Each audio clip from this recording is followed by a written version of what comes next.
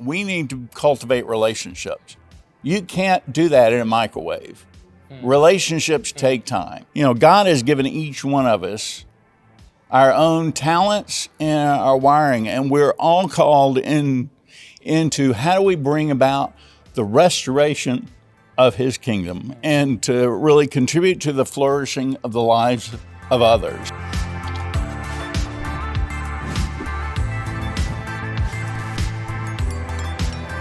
Toby Kilgore, welcome. Thank you for very much. Accepting the invitation. I will read a few things about you because I have some questions about that. So you are in charge of scaling and mentorshiping at Sinapis. You're involved with Kenya, as I've heard. You also have a background in investment and strategies. You worked with Deloitte, so big names. Please tell us more about what you do at Sinapis, and not that much what you do as much as why is it important for you, for Toby? Yeah, good question. So I joined Sinapis about 6.5 years ago. My real focus of late has been to develop and lead and deliver services for high growth, you mentioned scaling, but high growth entrepreneurs at different stages. And in this, it's probably more in the realm of advisory and connecting to investment capital, less so of training, which is a lot of what we have historically done, though there are commonalities there. And then why it's important to me, I came to Sinapis, it was a personal journey. Really feeling convicted by God of, am I really spending my time and talents in the right space? And so it all kind of, the watershed event for me was I was asked to go lead a practice in Sydney, Australia. And at the last minute, my family couldn't move because one of our children was already going through a school change and didn't want to pull him back out. So that time in Sydney was a lot of time alone with God. It sounds trite, but it was true.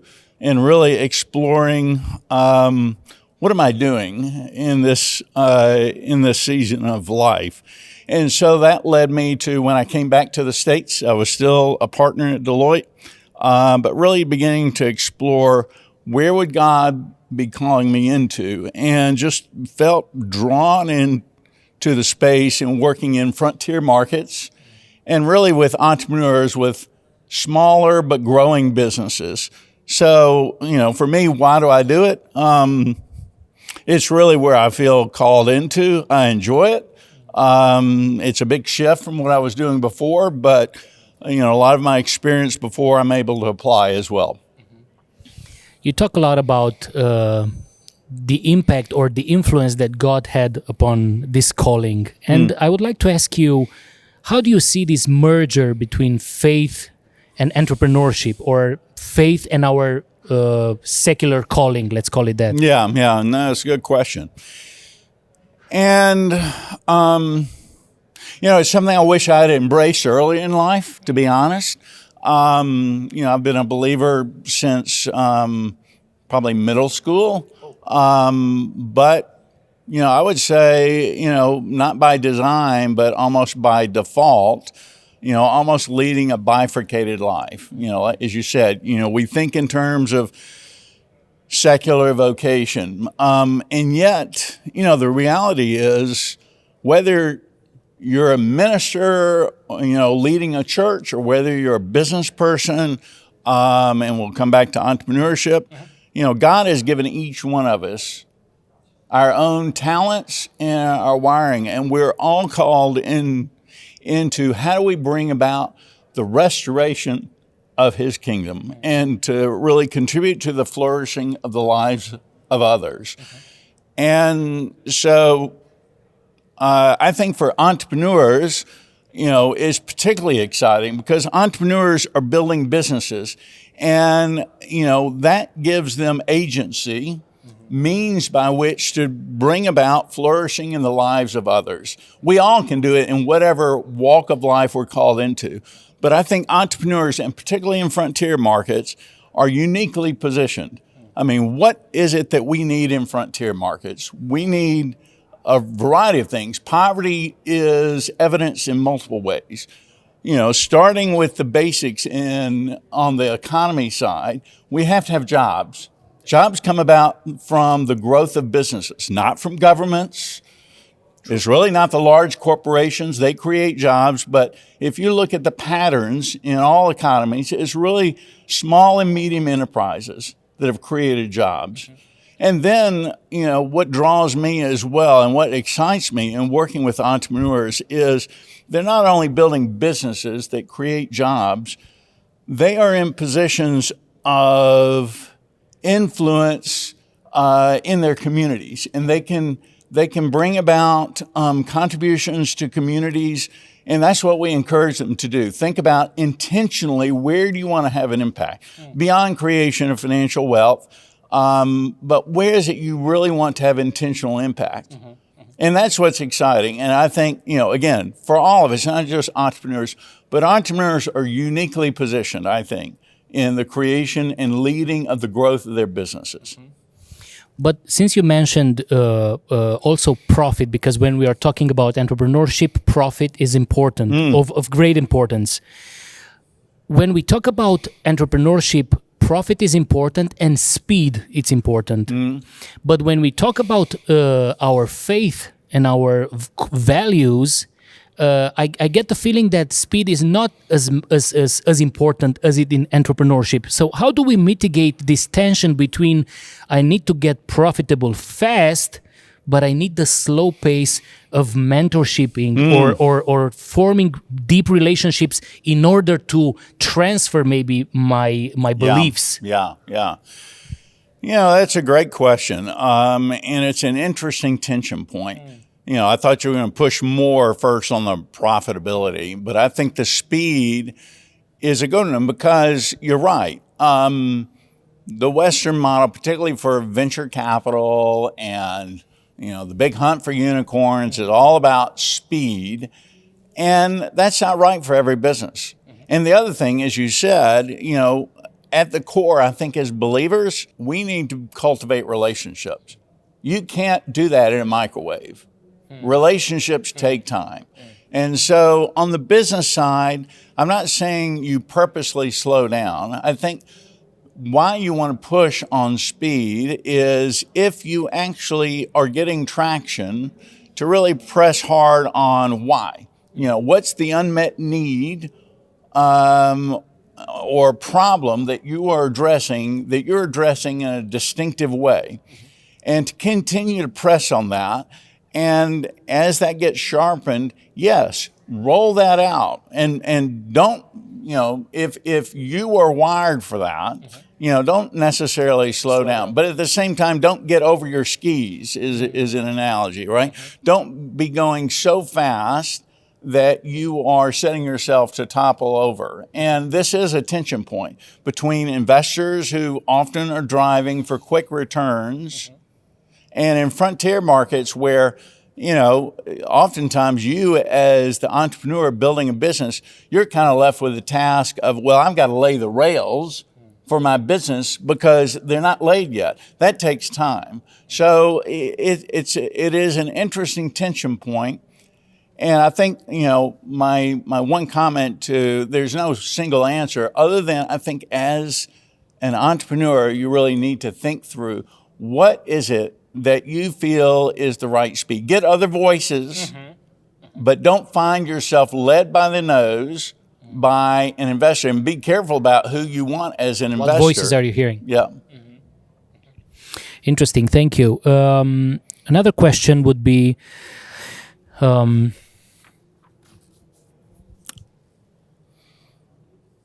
you are involved in scaling in a certain capacity over your career. What would you say is the biggest challenge? Because we all dream, especially small entrepreneurs, the frontier markets, they all dream about scaling. It's almost like a myth. You need to scale or you die. So, what would you say is the biggest challenge of scaling, and what would be a pro tip, a good advice for young entrepreneurs dealing with scaling? Yeah. So, I think for entrepreneurs, and particularly those that are starting out in those early years, I think one of the, probably the biggest limitation, I mean, so often I'll talk to entrepreneurs and, 19 of 20 will say, well, the only thing that's holding me back is capital. Not true. I don't believe that's true. It is true in instances, and I think as you grow, it becomes, for certain types of businesses, bigger. But I think the biggest stumbling block, the biggest bottleneck there is too often the entrepreneur is carrying the whole load. So the real question is, as an entrepreneur, am I building a leadership team? Or is it all sitting on me? I might have been the one with the idea. I might be the one to drive the business initially, yes. But the longer it takes me to build a team around me, the more constrained I'm going to be. And so I personally feel, because I see it a lot in the work that we do in East Africa, that one of the biggest governors or constraints on growth is the absence of a leadership team to augment the founder. And so the pro tip in that is kind of the converse. Actively be looking at, we encourage people to look for a co-founder, and that's a hard thing to do. It speaks to pride, it speaks to control, all sorts of elements. Some not so bad, but others, yes. But we encourage folks to look for co-founders. And this is where, again, having counselors or mentors, both as sounding boards, but also they can help you identify, because I would say the sooner you begin to build a leadership team, the more you're going to, quote, scale or grow rapidly, assuming that, there's a good product market fit. And then, capital comes into play later. But I would say the sooner you start building a leadership team, the better. But in the same time, when we are speaking about a startup, do you think is the mentality is the problem or the lack of capital? Because maybe you lack capital in the beginning when you need to pay a team around you. You are used to do all the things by yourself. So do you think it's a mentality or a capital or a mixture? Well, they're both at play. Nothing is ever nice in black and white, right? I actually think it's more that, I personally, because of what I've seen, I think it's more the mentality. I'm not saying capital is not an issue, but I've seen a lot of instances where actually, if you really think about your pathway to growth and you stage it and you manage what you are doing, you can bootstrap further than you think. And you can also attract good talent in. Yes, cash plays into that. But, that's why I say co-founder. Sometimes, should I be sharing part of the ownership of the business? Can I entice you to join me? But, I need to share with you my vision. If you're just seeing it as a job, it's only if you're talented, well, you've got lots of, quote, jobs you can go do. But if I'm pulling you into a vision of what we collectively could build this to be, that's a different proposition for you. And that's not linked to the cash I can offer you. Interesting. Have you encountered in your career instances where this merger happened? So a founder got himself a co-founder and they went together, but then things didn't click. All the while, you had product market fit. So you had a good product or a service to put in the marketplace. What would you say as an external, let's say, counselor or advisor in situations like this? Yeah. Because you don't want to throw out the baby with the water, we say in Romanian. Right. Yeah, again, situations do arise. And there are always different factors at play. But I do think that it means on the front end, like I just shared with you, I want to bring you on board. What I need to be exploring with you, I need to be sharing with you this vision I have. Is this a vision we can collectively share? I need to share with you the values that I hold dear. In fact, when we're working with growth-oriented businesses, and these are ones that are well out of the gate, one of the first things that we do with them is to, let's dispense with the mission, vision sort of labels, but let's do look at, for what purpose are we building a business? And what are the values that we hold dear? These should be immutable. They should be immutable. If things change around us, the question is, are we still going to hold fast to these? If we really hold them dear, then even if they're a competitive disadvantage, we should hold these values close. So the first thing is, if I'm bringing you in as a co-founder, we really got to have a serious, open discussion to see to what degree do we align. That to me, because I've seen situations where there was some, but I was really entitled. You bring a bevy of connections, right? You've been a serial entrepreneur. I would love to have you on board. So I didn't press as hard into these elements. And then later it comes to life. So I think it starts with that. But then, things you can still have, and then the question is, how are we nurturing our relationship together? We talked earlier about relationships, right? So if we, you come on board and now we're just commercially linked, we're not feeding and we're not tending to the relationship. I mean, it's like a marriage, right? It's you're increasing the stakes, the risk that we're going to go down different paths. Yeah. So I think that's another thing that needs to happen. But I've seen where, in fact, I just met with an entrepreneur last month, and he's got a new co-founder. His old co-founder, I mean, they ended up, how they got there, I can't say, but they did come to a point where they were no longer aligned. And to your point, throwing the baby out with the bathwater, he realized he needed to sever that relationship, so they worked through it so it was equitable. But he did that because he saw that he wasn't going to be able to take his business forward in alignment with his vision. And then he was actively looking for another co-founder. So, multiple things to consider there, but I really think it begins with, okay, are we on the same page? Are we going to be able to, there are ways it doesn't link, but when you think about a marriage, it's that same sort of consideration as well as the tending to it as we go along. You start with the principles. Yep. That you don't negotiate. Yep. I will ask you the following question.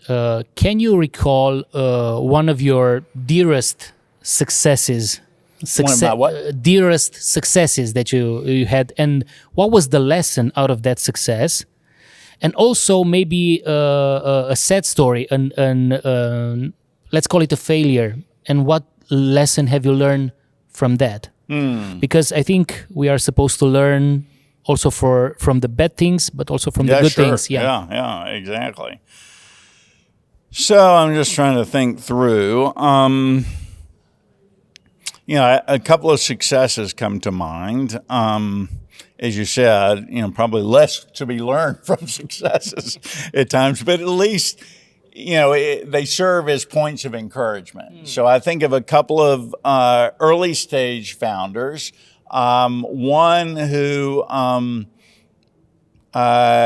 first had the opportunity to work with him in one of our accelerator programs as he was building a business that was biomass-fueled dryers for agricultural products. He's hard of hearing, which is always a challenge, even more so in frontier markets.